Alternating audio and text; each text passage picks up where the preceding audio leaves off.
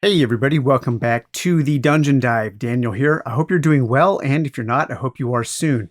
Okay, today on the Dungeon Dive, we are taking a quick look at Treasure by Torchlight.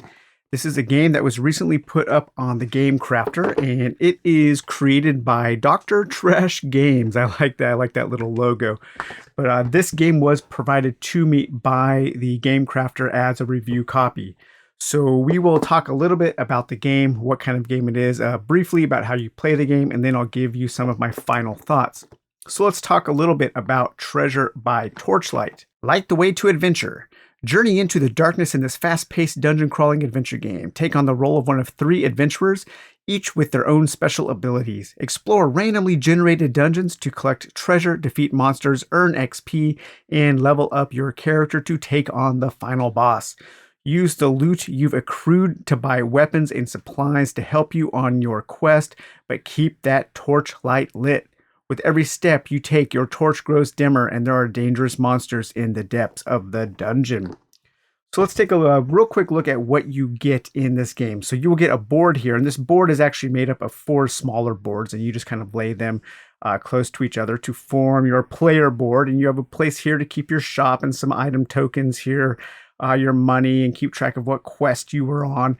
And then you have 2 boards here where you will be playing. The main game takes place on this board, and you will be playing map tiles here, creating a dungeon from a whole bunch of different map tiles, and they're little puzzle pieces. This game might be one of the most elaborately produced Game Crafter games I've seen as far as some of the components go, and we'll talk a little bit about that a little later. But these are all the different puzzle pieces for the dungeon tiles that you have, and you'll have treasure and monsters and portals and things like that, and then there's a boss to find in the dungeon. You can keep track of your items up here. So you have a slot for 3 items.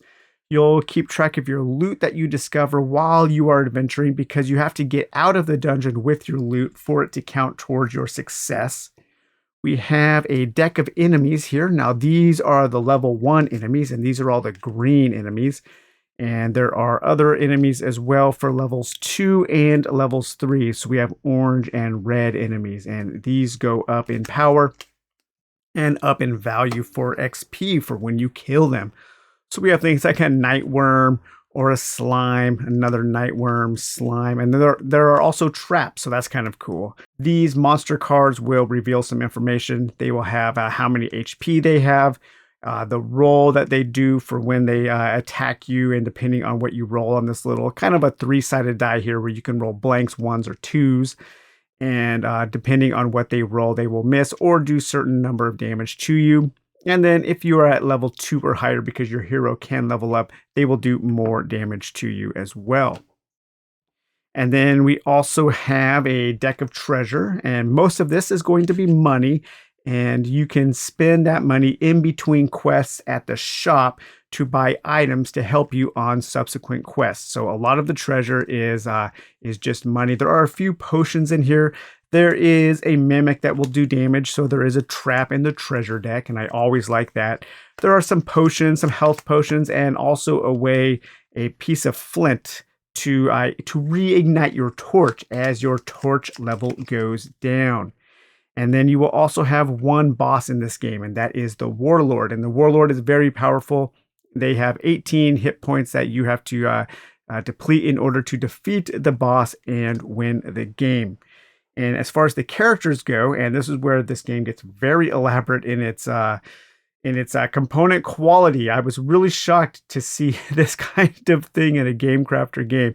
But you have this double layered board, and now you have to assemble this board, and it takes quite a bit of time. You're not going to open this box and get playing right away. It uses these plastic screws to hold the 2 pieces together at the corner. One of my plastic screws was warped, and so that's kind of a bummer there. We'll talk a little bit more about that in a bit.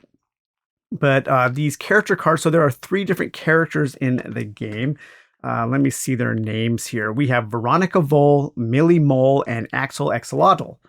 And so here we have Veronica Vole, and their special power is they can deal 2 attack damage when they spend 1 of their special power cubes. So each of the heroes has a special power that they can use. And then depending on what level you are, you will slot in these modular pieces to keep track of your torch points, your attack power, and your HP. So right now I am at level 1. And so my attack power, my torch level, and my HP get slotted into the board there. And then we can keep track of each by putting in the matching color cubes. And when you start the game, you start with 2 uses of your special attack, your special ability. Millie Mole, her special ability is they are able to recover 2 torch points. And then there is the matching standee there. And then Axel Axolotl, their special ability is they can heal for 2 HP. And there is Axel's little standee as well. And here is Veronica Vole's standee. So we'll put that there. And then there are all the different little modules here for levels 2, 3, 4, 5, and 6. So as you can see, once you reach level 6 here, you do have quite a bit of torch power, so you will be able to explore a little bit more. Actually, you can explore more safely, because as you explore the dungeon, every time you move to a new tile, you will have to deplete 1 point of your torch. If your torch ever goes out to no points, if your torch is completely depleted, you can continue questing, you can continue exploring, but if you ever come across a monster, then the monster gets to attack first. So that's really the only penalty when you are out of torch power. But you also have here, you have your different placards for your health. So as you level up, you will get more and more hit points. And then also as you level up, your attacks will do more damage. So right now, I can only ever do 1 point of damage. Even if I roll that 2, I can only do 1 point of damage. But when you get up to level 6 and you roll a 2, you can do 4 points of damage. There's also a shop that you can spend your money on items in between quests. And we have things like campfires, and you can use these to reignite your torch. Same as these flints and tinder there, healing potions. You can find escape routes, ginger roots, various healing potions, potions of immunity, cloak of invisibility, a stone axe, and so on.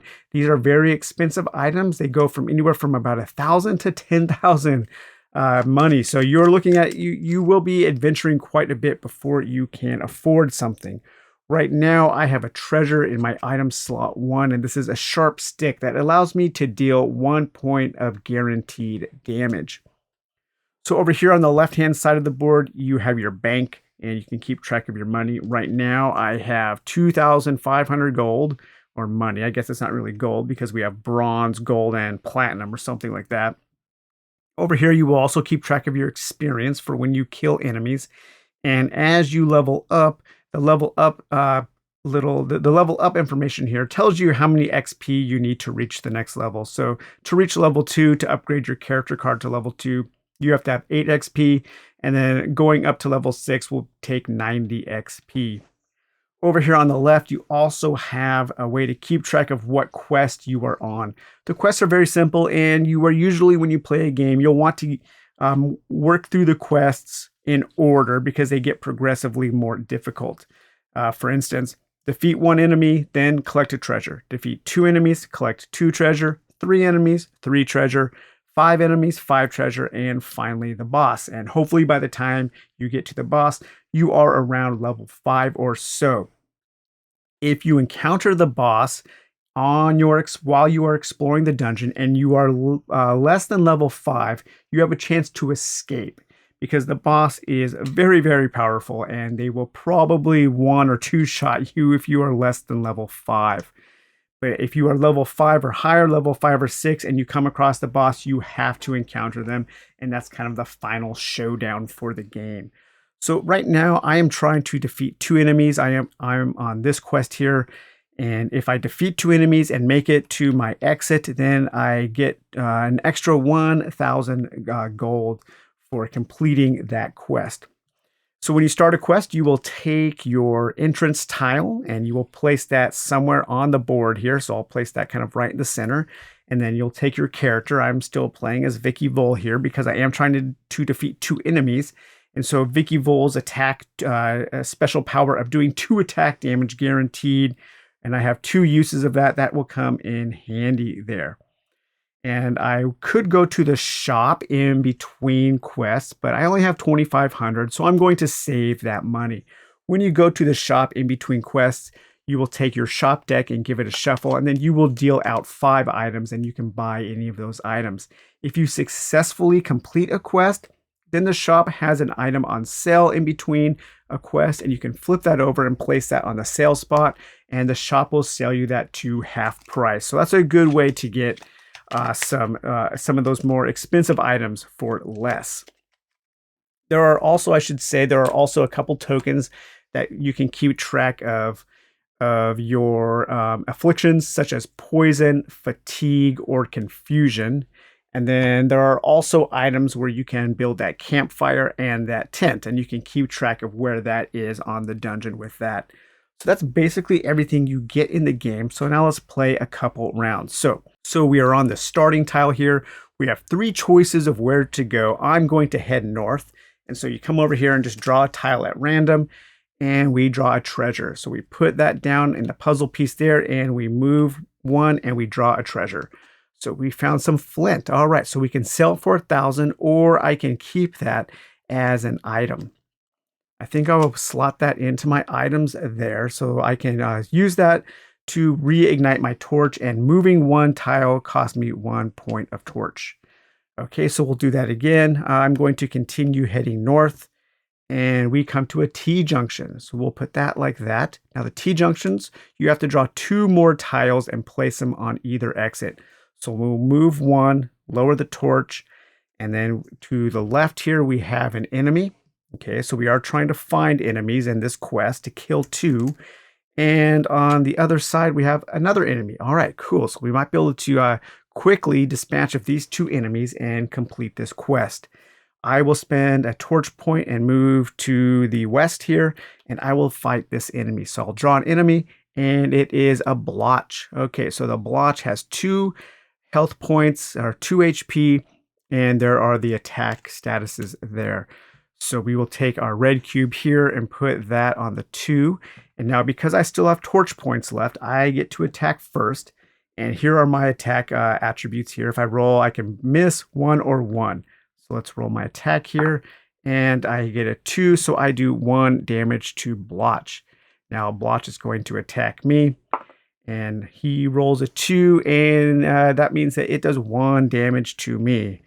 Okay, I think I will continue attacking here. And a 1, I do 1 damage to Blotch, killing Blotch. So Blotch goes into my loot pile. Now, if I successfully escape the dungeon, then I will get 2 XP.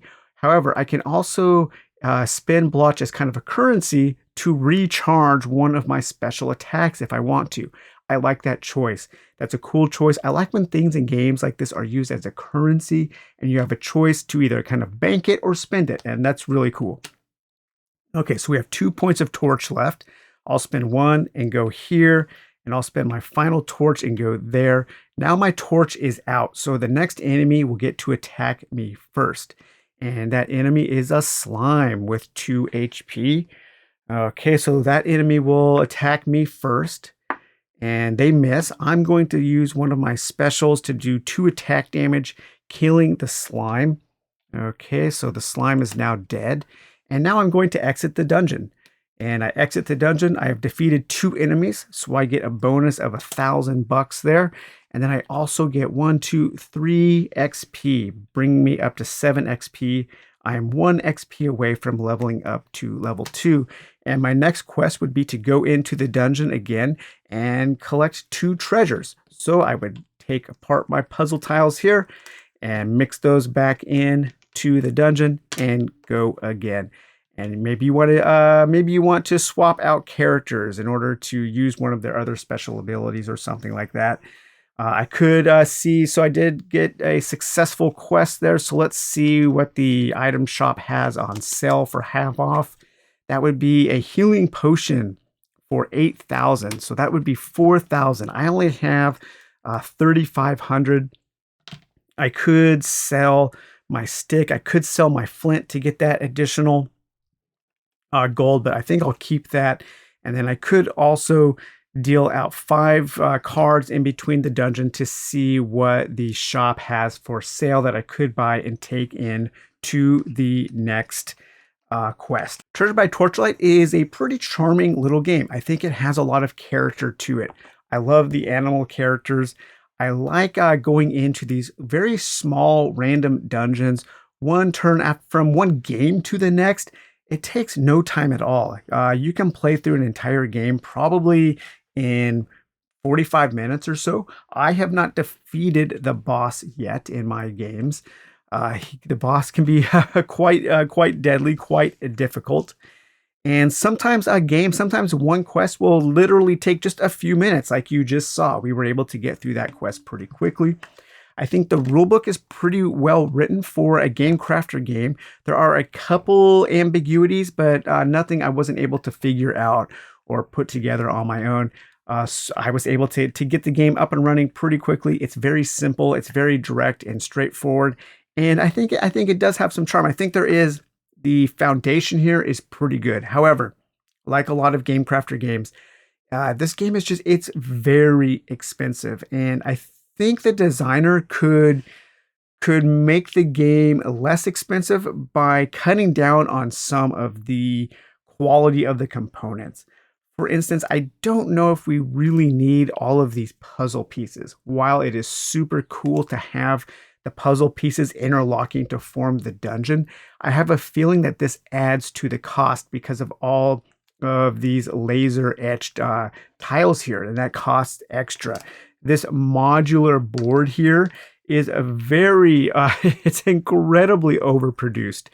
I haven't even seen a big expensive game with a modular board like this, and I have a feeling that this also adds a lot to the cost.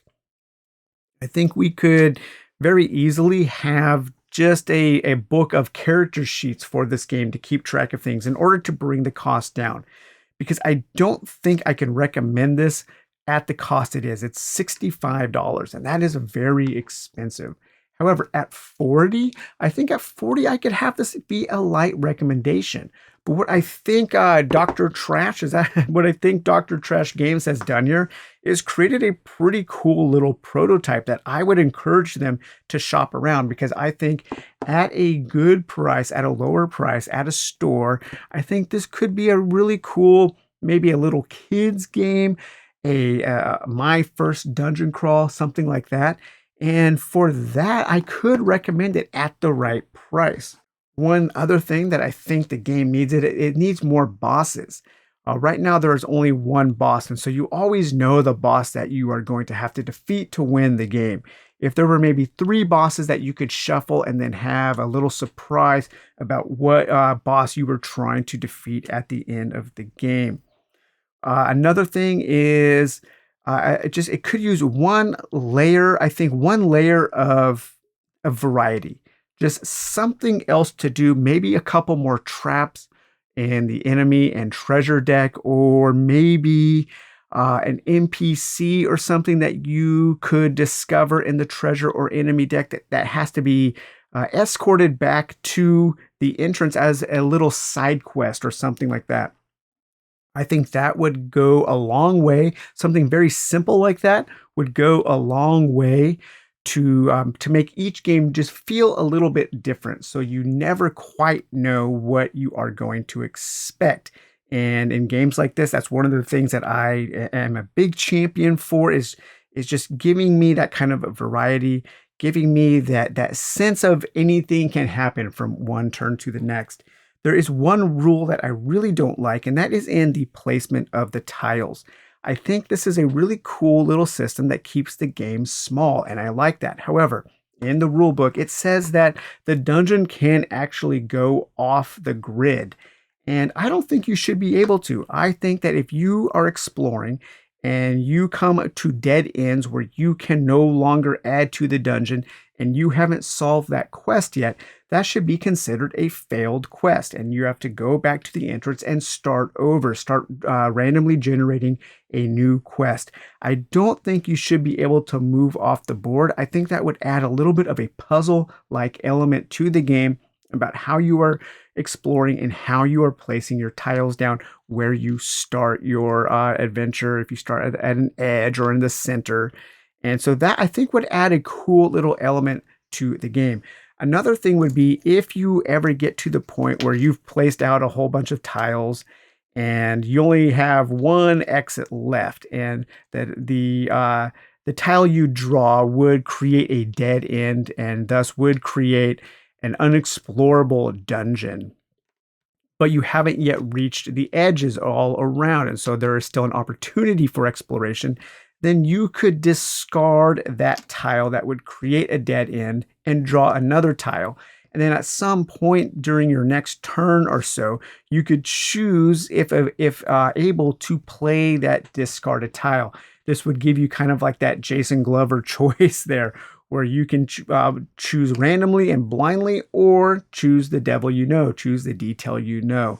I think tweaking the tile placement portion of this game, making it a little more puzzle-like, maybe a little more advanced, adds just enough spice to the game where it increased my interest as I was playing, as I was thinking of ways to make the puzzle playing element of the game a little more interesting. My interest in the game grew.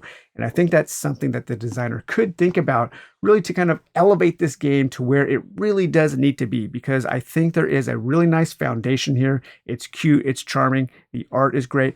Overall, I think the mechanisms are simple but solid, but it just needs one little layer, and working at bringing that price down, of maybe getting rid of these very complex modular pieces. I think the price could be brought down to around $40 would be great. That would be kind of a no-brainer recommendation for a super small, light dungeon crawl. But all right, you guys. Well, I hope you enjoyed taking this brief look at Treasure by Torchlight. And this is available on the Game Crafter. There will be a link. You can check it out. Maybe there'll be a crowd sale, or maybe another summer sale or something like that. And just keep your eye on it if this sounds interesting. And we will talk to you later. Bye-bye.